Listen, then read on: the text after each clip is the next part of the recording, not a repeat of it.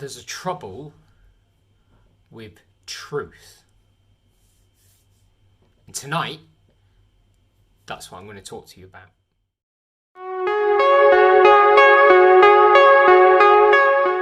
Answers! I want the truth! You can't handle the truth!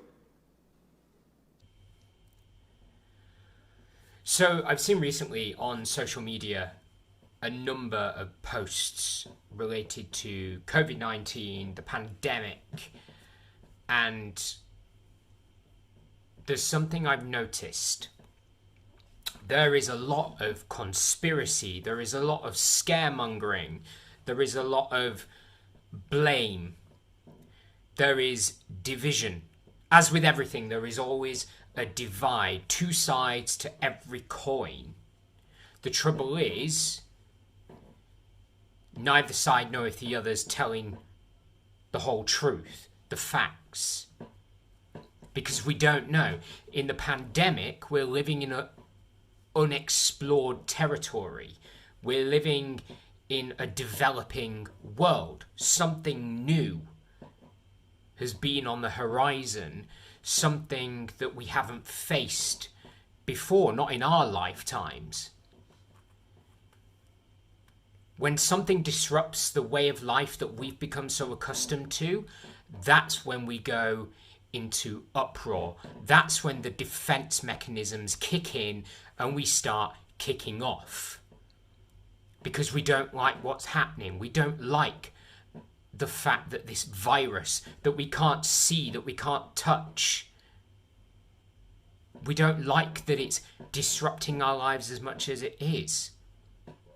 And you can preach government control. You can preach that we've somehow entered the Orwellian 1984. You can preach that the tests that people are getting are one step closer to being chipped in the neck. You can. And you're entitled to that belief. But where's the fact? The fact of the matter is, COVID-19, supposedly having started in November, December 2019, has now taken well over 1 million lives. There are an increase of over 6,000 cases. And yeah, cases aren't deemed as a huge thing. Cases are cases. Those cases aren't lives lost. But the fact is, that's still proof that the virus is around. And whether it's a false positive, unclear, negative, borderline, there are a number of different variables that when you swab yourself, you can get back from the test and trace system. So you can preach control. You can preach your paranoia. And we'll listen. But equally, you have to be open to listening to everyone else. You can't just have your truth as the only truth. I don't accept my truth as the only truth. I, having been tested, I, suffering from an invisible disability, I, with a suppressed immune system, I struggle. Yeah, I know. I don't deny COVID is real. I don't deny there is a virus. Because I strongly believe there is. Otherwise, it's a mighty fucking coincidence that the entire world has been affected by something. So I believe there's a virus. Do I believe face coverings are the be-all and end-all to protecting people? No. But they're a mitigation. They're a mitigation of transmission. And yeah, it might be uncomfortable on your face. But to that I say tough shit. 99% of the clothes that we wear during the day are uncomfortable, and the first thing we do when we get back home in an evening is get out of them.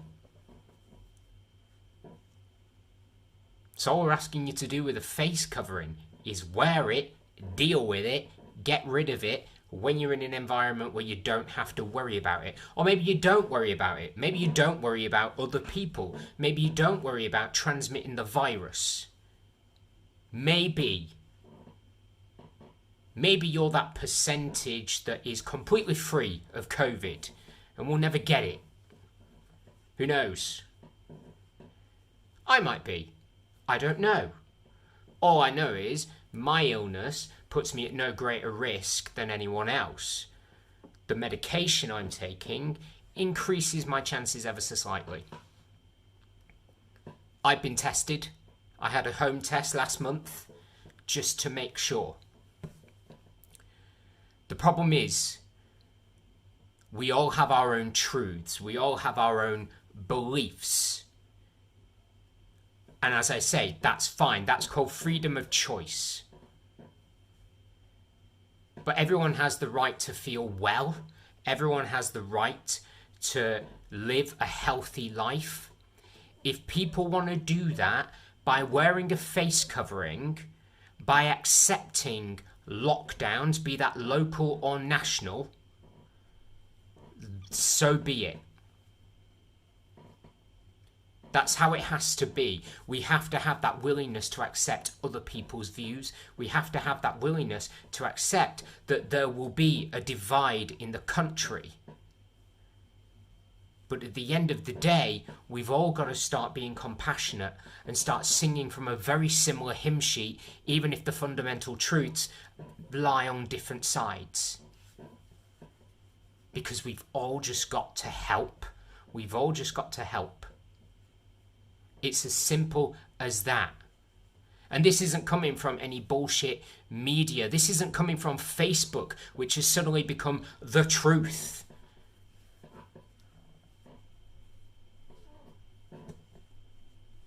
I miss the days when Facebook was just memes. Instead, now it's a political platform. So, hey, political message coming at you.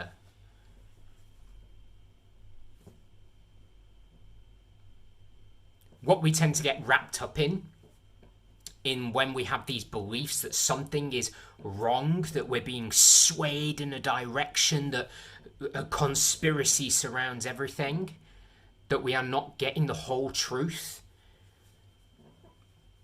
I don't think we'll ever get the whole truth. I think we'll get the truth of what people know.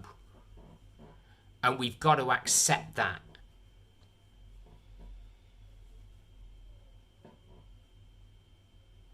At the minute, we don't. We see something we don't agree with and we jump on it. I'm guilty of that myself. I see something I don't agree with, I will interject my opinion whether it's welcome or not. Because that's who I am. Freedom of speech. I'm allowed to say whatever the fuck I like. Because that is what human rights deems. And I agree with it. So we all have our views, but at the same time, we have all got to be compassionate. We've got to stick to what makes us human and not be divided. Because if you're complaining about the mainstream media swaying people's views and manipulating a story, fantastic. You've clocked on to what the mainstream media does. If you were going, check this out on Facebook, this is how it should be, don't wear a face covering. How's that any better? It isn't. You're just being swayed by another form of media, but it's another form of media that we interact with on a daily basis, and we have this fundamental belief that people don't lie, but the media does. That our government do. Who runs the media and government? People! We are all capable of lying. Hell, I have a degree in it. It's called acting. I'm trained to lie. We do it at the best of times. Everybody lies. Be it big or small, we all lie. So what makes discerning truth on Facebook any different to discerning truth from what we see on the TV, what we read in a newspaper, what we hear on the radio? I don't see how we can make the divide. I don't see where we can get that definition from. And this has turned into a bit of a rant, I suppose, but some things have to be said. And I have to express my views because I generally don't talk about my feelings. So, but when last night in the city where I live, there were hordes of people on the street after the 10 p.m. shutdown, that's one thing I don't agree with. Like, we know COVID doesn't wait till 10 p.m. It's not like he's sat there at home going, 9:59, off I go. Also realised I just gendered COVID-19. Probably because most of the dicks that I know in the world right now are male. So, there we go. So I just get that feeling, that sense. So we know some things are bullshit, but again it comes down to mitigation. How do we mitigate? The argument for the pubs closing at 10 being that people get relatively more drunk after 10 p.m. Well, guess what, Bojo? You shut the pubs at 10 p.m, so what are people going to do? Bunk off work early and go get drunk. Or book some leaving and go get drunk. That's what's going to happen. That's the reality around us. Unfortunately, the reality around us is shaped by the fact that we don't know the full magnitude of what this virus can do. So we are doing what we think is best to mitigate the risk. This is not about wiping COVID from the face of the earth, because that's the thing. It won't. COVID will eventually one day become part of the seasonal flu that we get. Coronavirus is the name of the family of flus, of colds. What we already know.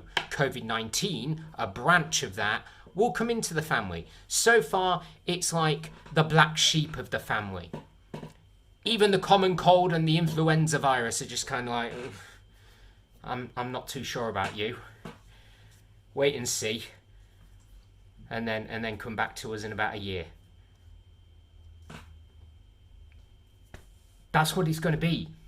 But until then, we've got to face up to what we need to do to combat it. And that is sticking together regardless of our beliefs. Wear a face covering unless you're exempt. I'm wearing one of these to advertise the fact that I've got an invisible disability. That doesn't make me exempt from wearing a face covering. So what do I wear every day? A face covering. I have a beard. Right? Face coverings. A black face covering with my beard. It's not a pretty sight, I'm not going to lie, but I'm going to do it. Because why not? And you're entitled to not doing it, because let's face it, in majority of places it's not mandatory. But if you're not wearing a face covering, at least be sanitised, and at least keep your 2 meters. Because there are just some things that we've got to do. That's my rant over for tonight. That's the problem with truth, and I will speak to you all soon. Good night, folks. Have a good week.